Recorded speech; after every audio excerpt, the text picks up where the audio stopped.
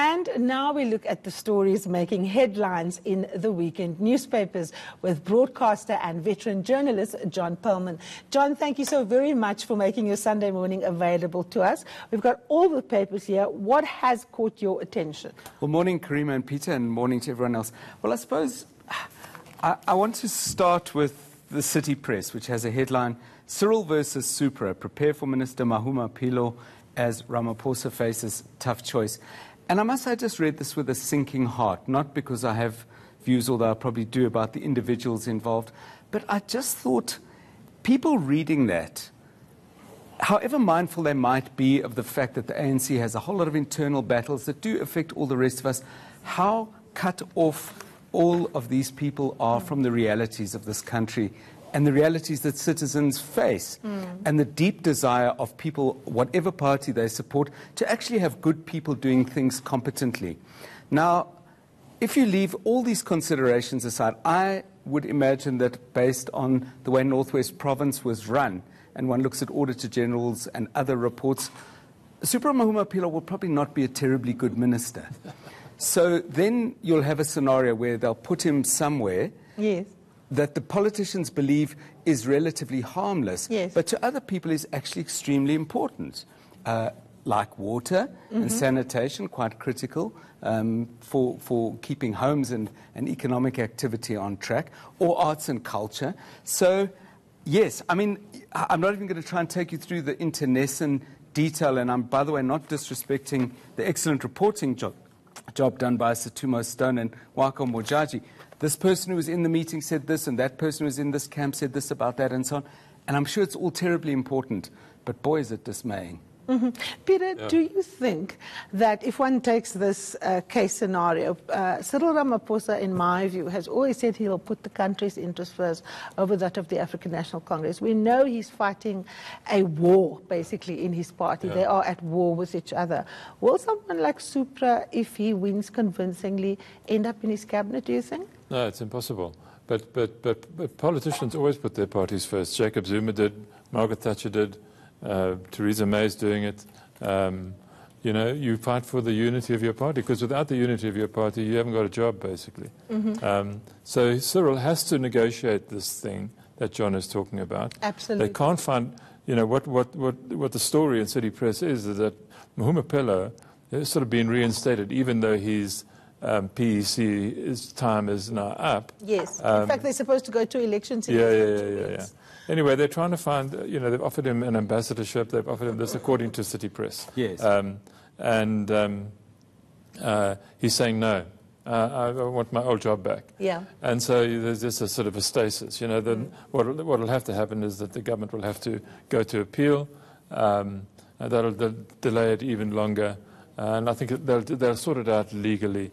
Mahumapelo will be, you know, he's for the high jump, this guy. Yeah, I think Cyril Ramaphosa must actually just exercise his... his... starts doing his work properly. Yeah, I think Cyril Ramaphosa must actually just wield his axe as president of the country and the party and say, such a person simply cannot be in my cabinet.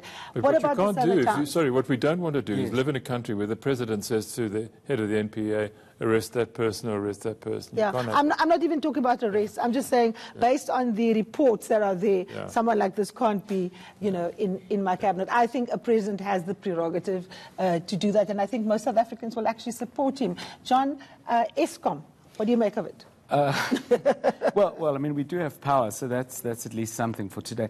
Look, I mean, the Sunday Times, ESCOM, 139 billion rand theft probed. I don't want to sound like I'm blowing the trumpets of the media, but my goodness, the law enforcement authorities are a long, long way behind stuff that is brought out into the public domain to the degree that it's not court-ready proof. But there's been reason to dig into and investigate Medupi for a long, long time, Kusile equally. Again, I do, though, get the sense of something moving forward. They're sort of starting to say, well, we're looking at particular contractors and so on. Something I found a little bit troubling is they said, well, a lot of these are multinationals and the money's probably already gone offshore. One thing that I find interesting, and it's never mentioned in these stories, is there not a role for diplomacy and diplomats in this? I mean, for example, there are companies from Sweden, companies from Japan.